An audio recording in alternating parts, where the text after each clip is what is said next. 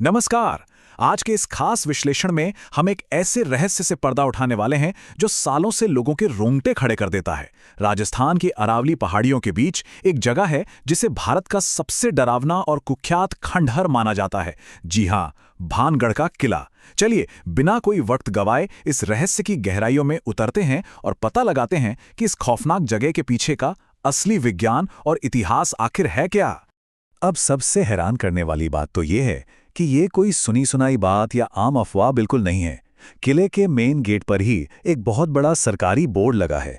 उस पर साफ साफ लिखा है कि सूर्यास्त के बाद और सूर्योदय से पहले भानगढ़ की सीमा में जाना पूरी तरह से मना है।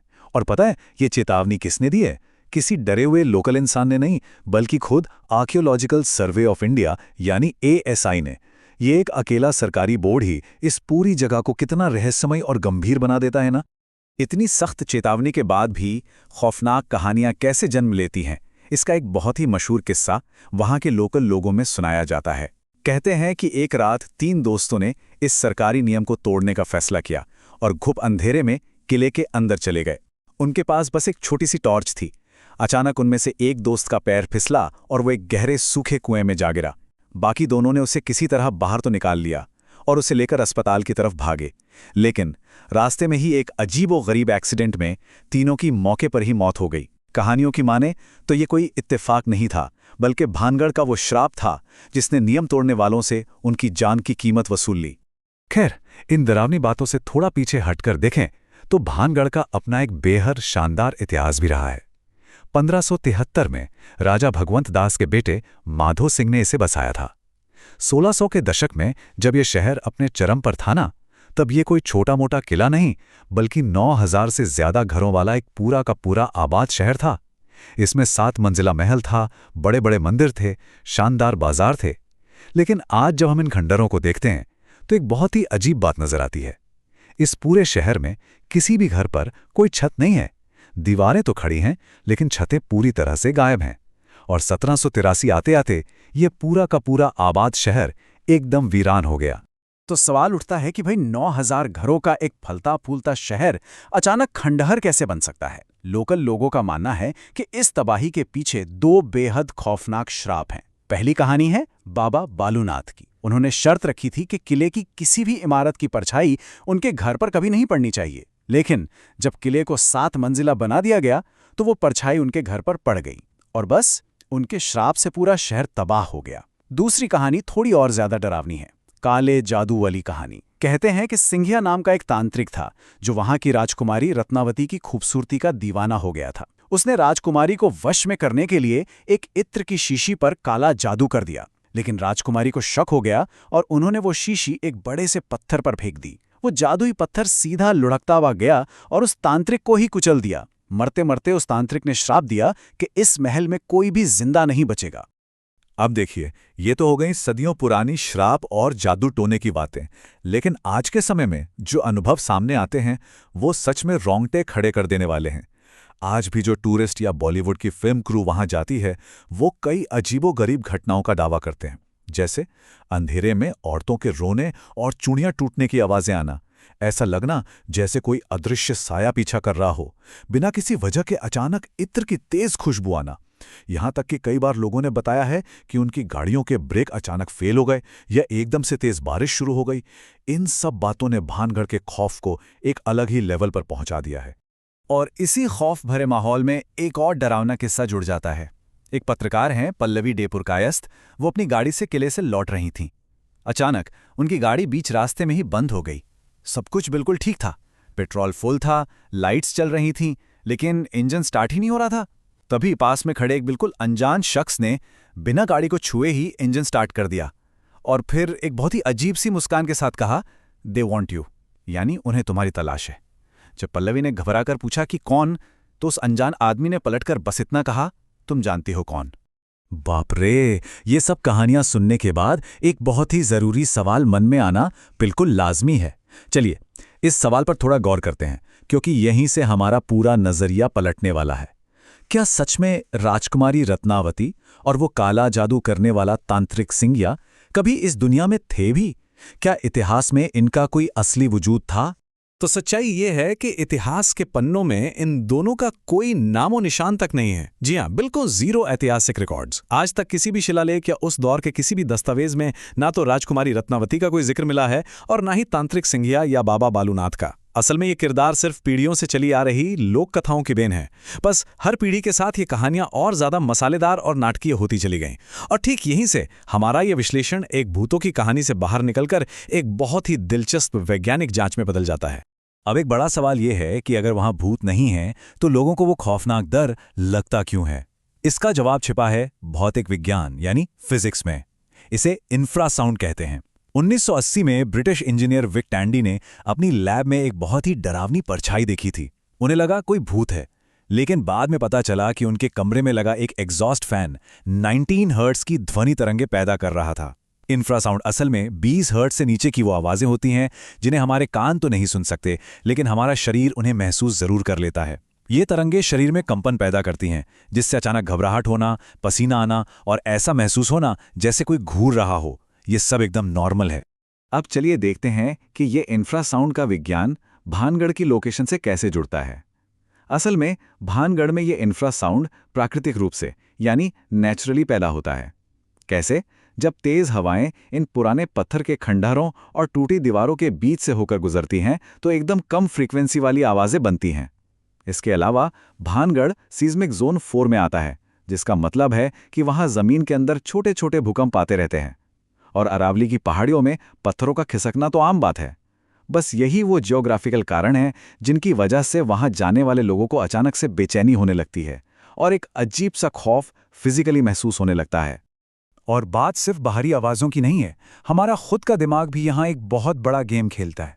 मनोविज्ञान में इसे सजेस्टेबिलिटी या सुझावशीलता कहते हैं। ये एक ऐसा फिनोमिनन है जहां अगर हम पहले से ही किसी खास चीज़ के होने की उम्मीद कर रहे हों तो हमारा दिमाग उसे खुद ब खुद सच मानकर हमें महसूस कराने लगता है। 2008 में लंदन की गोल्डस्मिथ्स यूनिवर्सिटी ने एक द हॉन्ट प्रोजेक्ट किया था। उन्होंने लोगों को एक एकदम खाली, सफ़ेद और नॉर्मल से कमरे में बिठाया, लेकिन उनसे कह दिया कि ये एक भूतिया जगह है। आपको जानकर हैरानी होगी कि बिना किसी भूत के सिर्फ उस बात को मान लेने की वजह से कई लोगों को वहां भयानक डर लगा और किसी के मौजूद होने का एहसास भी हुआ। अब सोचिए, जब भानगढ़ जाने से पहले ही इंटरनेट और किस्से कहानियों से हमारे दिमाग में ये भर दिया जाए कि ये भारत की सबसे डरावनी जगह है, तो दिमाग तो हर नॉर्मल सी चीज़ में भूत ही देखेगा ना। मनोविज्ञान की इसी कड़ी में एक और बहुत ही दिलचस्प सिद्धांत जुड़ जाता है जिसे पैराडोलिया कहते हैं। दरअसल इंसानी दिमाग का एवोल्यूशन ही कुछ इस तरह से हुआ है कि वो किसी भी बेतरतीब आकार या परछाई में चेहरे और इंसानी आकृतियां ढूंढने लगता है। तो जब लोग भानगढ़ के उन अंधेरे कोनों में जाते हैं जहां टूटे हुए खंभों की परछाई पड़ रही हो या पत्थरों की अजीब सी बनावट हो, तो हमारा दिमाग ऑटोमैटिकली उनमें डरावने इंसानी चेहरे और आकृतियां बना लेता है, जबकि असल में वहां सिर्फ पत्थर और परछाइयों के सिवा और कुछ नहीं होता। तो भाई, विज्ञान ने इंफ्रासाउंड, पैराडोलिया और मनोविज्ञान के जरिए ये तो साबित कर दिया कि भूत प्रेत जैसी कोई चीज वहां नहीं है। लेकिन यहां एक बहुत बड़ा विरोधाभास, एक बहुत बड़ा कॉन्फ्लिक्ट खड़ा हो जाता है। अगर वहां कोई भूत है ही नहीं, तो फिर सरकार ने शाम के बाद वहां जाने पर इतनी सख्त पाबंदी क्यों लगा रखी है? वो एएसआई का डरावना सा बोर्ड आखिर वहां कर क्या रहा है? इस सवाल का जवाब भी बहुत ही सीधा और लॉजिकल है। चलिए एक एक करके इसे समझते हैं। जो रात में चीखें सुनाई देती हैं ना, जिन्हें अक्सर रोती हुई औरतों का विलाप मान लिया जाता है, असल में वो लकड़बग्घों यानी हाइनास की आवाजें होती हैं। उनकी नेचुरल आवाज बिल्कुल किसी इंसान के रोने या चीखने जैसी लगती है। फिर जो सरसराहट और चहलकदमी की आवाजें आती हैं, वो कोई भटकती आत्माएं नहीं हैं, बल्कि खंडरों में कूदने वाले जंगली बंदर हैं। और सबसे अहम बात, वो सरकारी चेतावनी का बोर्ड किसी सुपरनैचुरल खतरे का अलार्म नहीं है, बल्कि वो तो आपकी सेफ्टी के लिए लगाया गया एक बहुत ही जरूरी नोटिस है। और उस सेफ्टी वार्निंग का असली कारण है भानगढ़ की लोकेशन। भानगढ़ के बिल्कुल करीब ही सरिस्का टाइगर रिजर्व मौजूद है। रात के अंधेरे में वहां का असली खतरा कोई भूत प्रेत नहीं है, बल्कि वहां खुलेआम घूमने वाले जंगली बाघ, तेंदुए और लकड़बग्घे हैं। इसके साथ ही 1951 से ये एक प्रोटेक्टेड मॉन्यूमेंट है। रात के समय बिना किसी लाइट के इन सैकड़ों साल पुरानी और कमजोर दीवारों के गिरने का बहुत बड़ा रिस्क रहता है। तो प्रशासन बस लोगों को इन एकदम रियल और जानलेवा खतरों से बचाना चाहता है। बस इतनी सी बात है। अब जब भूतों और श्रापों का सच पूरी तरह से सामने आ ही चुका है, तो चलिए इस पूरी चर्चा के सबसे आखिरी और सबसे असली रहस्य की तरफ मुड़ते हैं। आखिर वो क्या चीज थी जिसने इतने भव्य 9000 घरों वाले एक बसते बसाते शहर को हमेशा हमेशा के लिए एक वीरान खंडर में बदल दिया? इस पूरी तबाही का सबसे बड़ा कारण सिर्फ इस एक अकेले साल में छिपा हुआ है, 1783। जी हां, यही वो साल था जिसने भानगढ़ का इतिहास हमेशा के लिए पलट कर रख दिया। असल में भानगढ़ को किसी काले जादू ने तबाह नहीं किया था, बल्कि प्रकृति और राजनीति के एक बहुत ही भयानक संगम ने उसे बर्बाद किया था। 1783 में पूरे उत्तर भारत में एक भयंकर जलवायु आपदा आई थी, जिसे इतिहास में चालीसा अकाल कहा जाता है। ये एक बहुत ही गंभीर एल नीनो इफेक्ट था, जिसकी वजह से उस पूरे इलाके में पानी की भारी किल्लत हो गई। वैसे भी राजस्थान में पानी की कमी रहती ही है, लेकिन इस अकाल ने हालात इतने खराब कर दिए कि लोगों के लिए वहां जिंदा रहना लगभग नामुमकिन हो गया। अपनी जान बचाने के लिए खाने और पानी की तलाश में लोग अपना घर बार छोड़कर वहां से हमेशा के लिए भाग निकले, और ऊपर से आमेर के राजा सवाई जयसिंह का हमला और राजनीतिक उठापटक, इन सब ने मिलकर इस शहर को पूरी तरह से खाली कर दिया। अब आप सोचेंगे कि भाई जब सच्चाई इतनी साफ है तो फिर ये डरावने मिथक इतने सालों तक जिंदा कैसे रहे? इसका सीधा सा कारण इंसान के दिमाग की बनावट में ही छिपा है। अकाल का आना और लोगों का शहर छोड़कर चले जाना, ये सुनने में एक बहुत ही दुखद लेकिन काफी बोरिंग सी ऐतिहासिक घटना लगती है। इसके उलट एक खूबसूरत राजकुमारी, एक तांत्रिक का काला जादू और एक खौफनाक श्राप, इस कहानी में एक विलन है, फुल ड्रामा है और एक सॉलिड पंच है।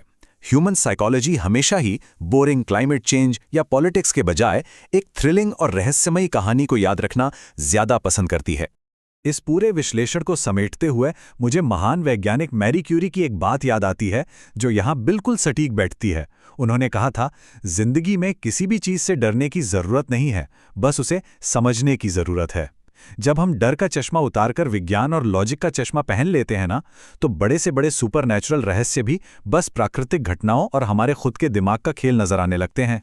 तो दोस्तों, भानगढ़ का ये बड़ा रहस्य सुलझने के बाद एक बहुत ही दिलचस्प सवाल पीछे छूट जाता है। दुनिया भर में ऐसी और कितनी मशहूर किंवदंतियां और डरावनी कहानियां हैं जो सिर्फ इसलिए खौफनाक बनी हुई हैं क्योंकि हमने अब तक उनके पीछे छिपे असली विज्ञान और इतिहास को समझने की कोशिश ही नहीं की है। जब हम डरने के बजाय समझने का रास्ता चुनते हैं, तो मानकर चलिए कि हर रहस्य बस सुलझने का ही इंतजार कर रहा होता है। इसी विचार के साथ हमारा आज का ये विश्लेषण यहीं पूरा होता है। अपनी इस जिज्ञासा को हमेशा ऐसे ही जगाए रखिए